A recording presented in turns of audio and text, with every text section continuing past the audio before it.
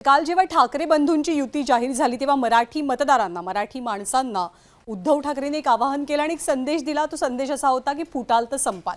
आणि याच मुद्द्यावरनं हा सगळा एक प्रकारे भाषिक प्रादेशिक वाद उफाळून आल्याचं चित्र पाहायला मिळते। पण ठाकरे बंधूंची युती केवळ सत्ता मिळवण्यासाठी झालेली आहे अशी टीका या युतीनंतर राज्याचे मुख्यमंत्री देवेंद्र फडणवीसांनी केली आणि आज संजय राऊतांनी त्यांच्या भूमिकेला प्रत्युत्तर दिलंय।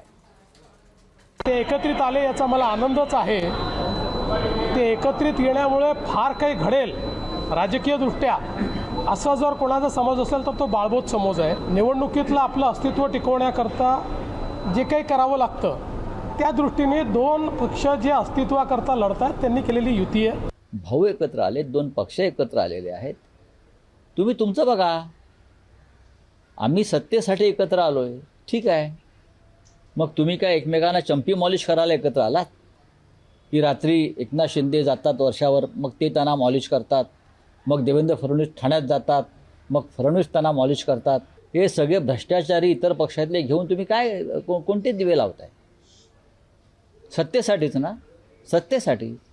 तुम्ही आमची शिवसेना फोडलीत मराठी माणसाची, हे तुमचं महाराष्ट्राचं बाबतीत केलेलं कर्तव्य। मतभेद असतील राजकीय, पण मराठी माणसाची संघटना फोडण्याचं पाप तुम्ही केलं आहे आणि हा महाराष्ट्र तुम्हाला माफ करणार नाही आणि याचा बदला मुंबई महानगरपालिकेत घेतला जाईल। एबीपी माझा, उघडा डोळे बघा नीट।